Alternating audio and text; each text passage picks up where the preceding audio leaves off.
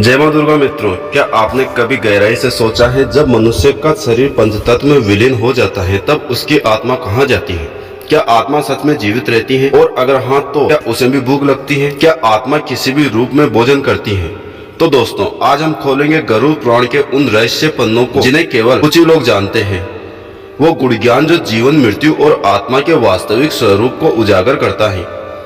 यह कोई सामान्य ग्रंथ नहीं, स्वयं भगवान विष्णु द्वारा गरुड़ जी को उपदेशित शाश्वत सत्य है जो मृत्यु के बाद की यात्रा को विस्तार से समझाता है। इस वीडियो को अंत तक जरूर देखें, क्योंकि अंत तक पहुंचते पहुंचते आपको केवल मृत्यु का नहीं, परमात्मा से जुड़ने का मार्ग भी दिखाई देगा, जो जीवन की सबसे महान उपलब्धि होती है। कथा का प्रारंभ कुछ यूँ होता है। भगवान विष्णु क्षीर सागर में ध्यान मग्न थे। तभी वहाँ उनके वाहन और परम भक्त गरुड़ जी वहाँ उपस्थित हुए। भगवान ने अपनी आंखें खोली, मुस्कुराए और स्नेह से पूछा, हे गरुड़, आज तुम अत्यंत गंभीर भाव में प्रतीत हो रहे हो। कहो, किस जिज्ञासा से उत्तर की खोज में आए हो? गरुड़ जी ने विनम्रता से कहा, हे प्रभु, जब कोई मनुष्य इस पृथ्वी से चला जाता है उसका शरीर तो पंचतत्व में समाहित हो जाता है, परंतु उसकी आत्मा का क्या होता है? क्या आत्मा भी भूख प्यास महसूस करती है? क्या मृतक को भी भोजन की आवश्यकता होती है? और यदि हाँ तो हम जीवित लोग उसे कैसे अर्पित कर सकते हैं? दोस्तों, बस यही से आरंभ होता है गरुड़ पुराण का वह महान संवाद, जिसमें भगवान विष्णु आत्मा की भोग, पिंडदान की महिमा और मृत्यु के बाद की अदृश्य यात्रा का वर्णन करते हैं। फिर गरुड़ जी ने भगवान विष्णु को प्रणाम किया और बोले, हे प्रभु, आप तो अंतर्यामी हैं, सब जानते हैं, इस संसार में भला आपसे क्या छिपा है? पर हे भगवान, कई दिनों से एक प्रश्न को लेकर मेरा मन व्याकुल है। कृपया करके आप मेरे इस प्रश्न का उत्तर देकर मुझे संतुष्ट करें।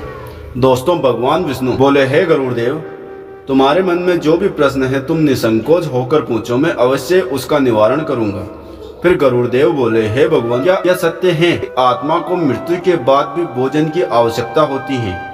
क्या आत्मा भी भोजन करती है? और यदि हाँ तो क्या खाती है? और उन्हें भोजन कहाँ से प्राप्त होता है? दोस्तों, फिर भगवान विष्णु मंद मुस्कान के साथ बोले, हे गरुड़, आपने बहुत ही उचित प्रश्न किया है जो संपूर्ण संसार के लिए कल्याणकारी है। हे गरुड़, मृत्यु केवल शरीर की होती है, आत्मा अमर है, परंतु वह भी भूख और प्यास का अनुभव करती है। पर इस रहस्य को अच्छे से समझने के लिए पहले मैं आपको एक कथा सुनाता हूँ। कहते हैं इस कथा को जो भी व्यक्ति ध्यान पूर्वक और आखिरी तक सुन लेता है तो उसके कोटि कोटि पापों का नाश होता है।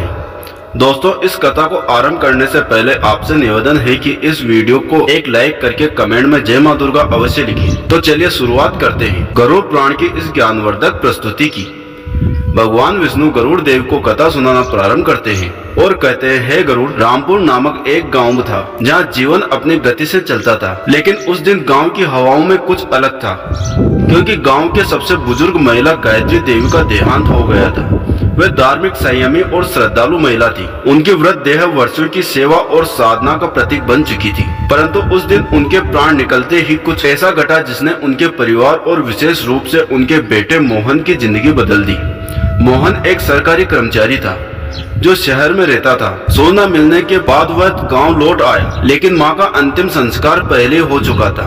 वह बोला, अब क्या ही कर सकते हैं, मां को मोक्ष मिल गया होगा। गांव वालों ने समझाया, बेटा, पिंडदान और तर्पण अभी बाकी है। आत्मा को भूख प्यास लगती है, जब तक पिंडदान नहीं दिया जाता वह शांत नहीं रहती। मोहन मुस्कुराया और बोला, यह सब अंधविश्वास है, आत्मा को खाना नहीं चाहिए। रात का तीसरा पहर था। मोहन अपनी माँ के कमरे में ही सो गया, गहरी नींद में था, जब उसे एक सपना आया। पर वह सपना नहीं था, कोई चेतावनी थी। कमरे में अंधेरा छाया हुआ था, लेकिन उस अंधेरे में एक धुंधली आकृति उभरी। माँ की आवाज आई, बेटा। यह सब सुनकर मोहन चौंक पड़ा। माँ उसने देखा, माँ खड़ी थी, पर उनका चेहरा पीला था, आंखें गहराई में डूबी हुई थी और शरीर पर वही पुरानी साड़ी का कपड़ा। माँ बोली, मुझे भूख लग रही है। मोहन कांप उठा, आपको भूख? लेकिन आप तो। दोस्तों, माँ का स्वर अब करुणा और पीड़ा से भर गया। बेटा, शरीर चला गया है लेकिन आत्मा जीवित है। जब तक तुम तर्पण और पिंडदान नहीं करोगे मैं तृप्त नहीं हो सकती। मेरा सूक्ष्म शरीर तड़प रहा है। अचानक कमरे की दीवारें कांपने लगी। माँ की छाया धुएं में बदल गई और मोहन की नींद टूट गई। पसीने में तरबतर दिल जोर जोर से धड़क रहा था। सुबह होते ही मोहन उठ बैठा। सपना आंखों में घूम रहा था। वह सोचने लगा, क्या माँ सच में भूखी है? क्या यह सिर्फ मेरा वहम है या कोई संकेत? उसी समय गांव के पुजारी उसके घर आए और बोले, बेटा, तुम्हारे पिता ने जब तुम्हारे दादा के लिए पिंडदान नहीं किया था तब भी घर में अजीब घटनाएं होने लगी। तुम्हारी माँ धार्मिक थी, इसलिए वे तुम्हें संकेत दे रही हैं। अब भी समय है। पिछली रात मोहन ने माँ की आत्मा को देखा था, भूखी असहाय और तड़पती हुई। उस रात के बाद उसकी सोच बदल चुकी थी। वह जानना चाहता था, क्या सच में आत्मा को भूख लगती है? क्या यह सब केवल एक सपना था या गरुड़ पुराण में सचमुच इसका कोई प्रमाण है? वह गांव के वृद्ध और विद्वान पंडित त्रिभुवन शर्मा के पास गया।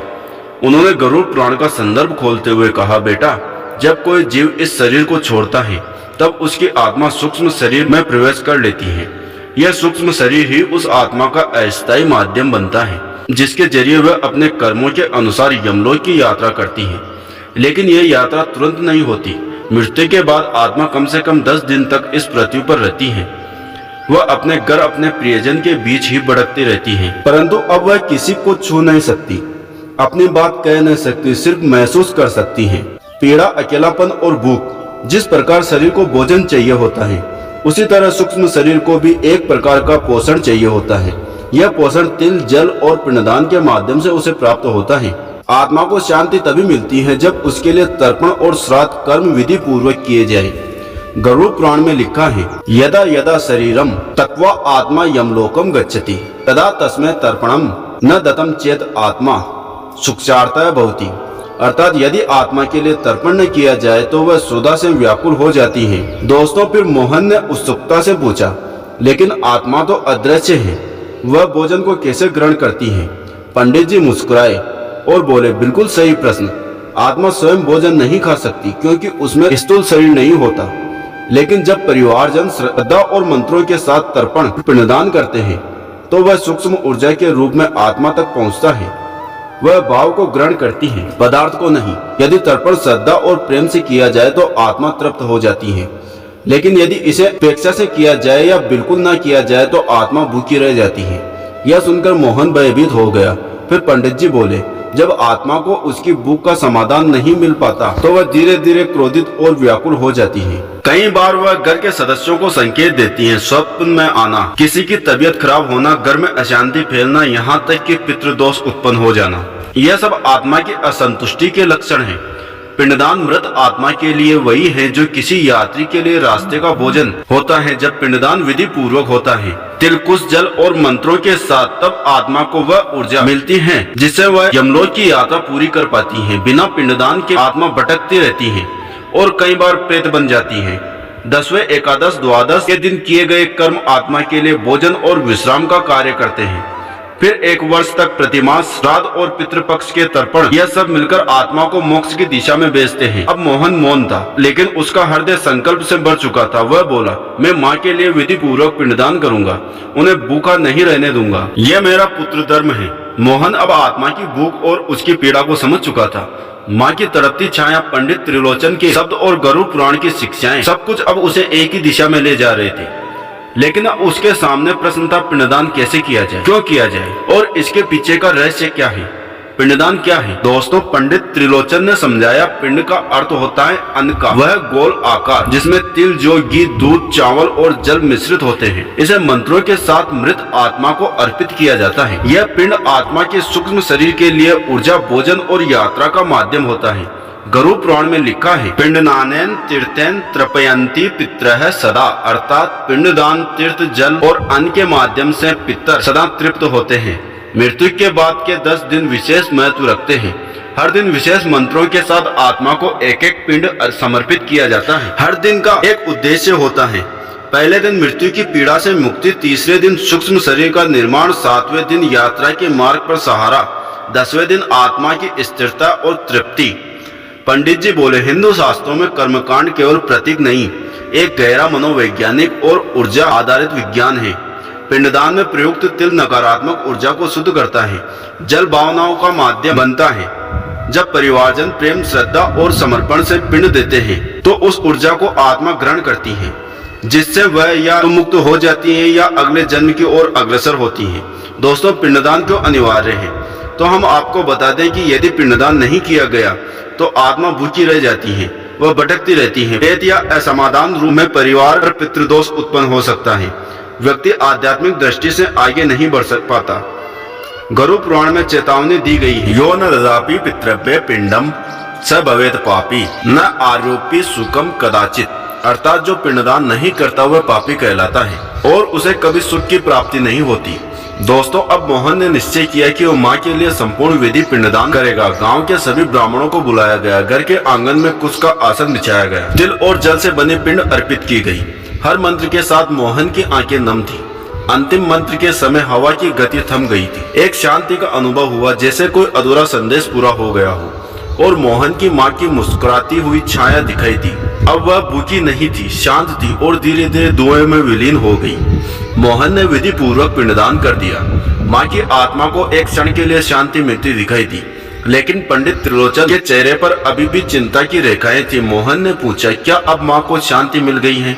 पंडित जी बोले, पिंडदान तो प्रथम चरण है पुत्र, लेकिन तर्पण और श्राद्ध कर्म यदि न किया जाए तो आत्मा पुनर्पीड़ा से गिर सकती है और कभी कभी प्रेत बन जाती है। यह सुनकर मोहन स्तब्ध रह गया। प्रेत? क्या मेरी माँ भटक भी सकती है? पंडित जी ने गरुड़ पुराण का रहस्य खोला। गरुड़ पुराण में बताया गया कि जब आत्मा को उचित पिंडदान, तर्पण, श्राद्ध और यम के नाम की क्रियाएं नहीं मिलती, तब वह आत्मा स्थूल जगत के प्रति आसक्त हो जाती है। वह इस संसार को छोड़ नहीं पाती, क्योंकि भूख, मोह, परिवार की चिंता और अधूरी इच्छाएं उसे बांध लेती हैं।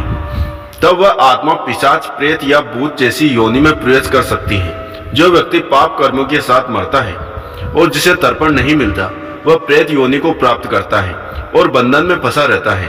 प्रेत योनि को स्थायी नरक नहीं, बल्कि एक बीच की दशा है, जहाँ आत्मा ना तो मृत होती है ना जीवित। वह हर समय अशांति में रहती है, किसी माध्यम से संवाद करना चाहती है। फिर मोहन ने घबरा कर पूछा, मैंने तो माँ का पिंडदान कर दिया, फिर भी क्या वे भटक सकती है? पंडित जी बोले, यदि पिंडदान के बाद श्राद्ध और वार्षिक तर्पण न किया जाए तो आत्मा को पूर्ण शांति नहीं मिलती।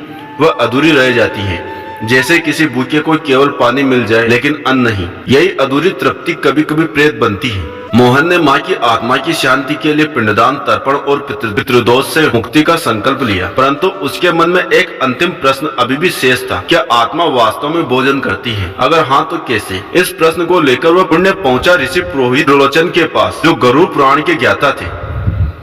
अब आरंभ होता है उस प्रश्न का उत्तर जो मृत्यु से परे है। दोस्तों, भगवान विष्णु गरुड़ जी से कहते हैं, देह विनोअपि जीव आत्मा न त्यजति भोजनाभिलाषम, अर्थात शरीर छूट जाने पर भी आत्मा भोजन की इच्छा नहीं छोड़ती। आत्मा एक सूक्ष्म शरीर में विचरण करती है, जिसे लिंग शरीर कहा जाता है। यह शरीर भौतिक भोजन को नहीं कर सकता, परंतु ऊर्जा रूप में अन्न, श्रद्धा और भावना को ग्रहण करता है। आत्मा को कब और कैसे भोजन मिलता है? तो हम आपको बता दें कि आत्मा को भोजन पहुंचता है इन विशेष कर्मों से। पहला, पिंडदान। पिंड यानी चावल, तिल, घी आदि मृतक की आत्मा को ऊर्जा रूप में पोषण प्रदान करता है। श्रद्धा से किया गया पिंडदान आत्मा के सूक्ष्म शरीर को भोजन के समान ही तृप्त करता है। दूसरा, तर्पण। तर्पण में जल, तिल और मंत्रों के साथ पितरों को अर्पण किया जाता है। इससे आत्मा को शांत व तृप्त होने की ऊर्जा तरंगे प्राप्त होती हैं। और तीसरा, श्राद्ध भोज। ब्राह्मणों को श्रद्धा से भोजन कराने से आत्मा को प्रतीकात्मक रूप से अन्न की प्राप्ति होती है। यह भोजन आत्मा के लिए मानसिक संतोष और पुण्य ऊर्जा बन जाता है। गरुड़ पुराण के अनुसार जब किसी व्यक्ति की मृत्यु होती है तो आत्मा शरीर को छोड़ देती है। जैसे ही आत्मा शरीर से अलग होती है, वैसे ही यमदूत आते हैं और आत्मा को यमलोक की ओर ले जाते हैं। आत्मा का शरीर से बिछड़ना बहुत ही कष्टदायक होता है। जब आत्मा शरीर से अलग होती है तो वह बहुत ही दुखी होती है। वह बार बार अपने शरीर के पास जाती है और सोचती है कि यह मेरा शरीर है, मुझे इसमें वापस जाना है, लेकिन ऐसा नहीं हो पाता। आत्मा अपने शरीर से बिछड़ने के बाद अपने घर, अपने परिवार के पास जाती है, पर कोई उसे देख नहीं सकता। वह रोती चिल्लाती अपने परिवार वालों से बात करती, लेकिन कोई उसकी बात नहीं सुन सकता। ऐसे में आत्मा को बहुत भूख और प्यास लगती है, लेकिन जब वह कुछ खा नहीं सकती क्योंकि वह अब सूक्ष्म शरीर में होती है।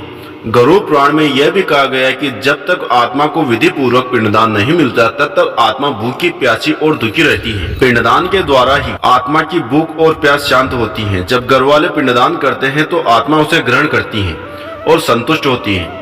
इसलिए गरुड़ पुराण में पिंडदान को अत्यंत आवश्यक बताया गया है। पिंडदान के बिना आत्मा को शांति नहीं मिलती, वह इधर उधर भटकती रहती है। उसे न तो जल मिलता है न ही अन्न। जो भी व्यक्ति अपने मृत पूर्वजों के लिए पिंडदान करता है वह न केवल अपने पितरों को संतुष्ट करता बल्कि स्वयं के जीवन में भी सुख और समृद्धि प्राप्त करता है। इसलिए गरुड़ पुराण में कहा गया है कि मनुष्य को अपने पितरों के लिए पिंडदान अवश्य करना चाहिए। प्रेम से बोलिए जय श्री हरि विष्णु। ऐसे ही और भी रोचक और आध्यात्मिक वीडियो के लिए चैनल को सब्सक्राइब कर लें। दोस्तों, आपको यह कथा कैसी लगी कृपया कमेंट करके जरूर बताएं।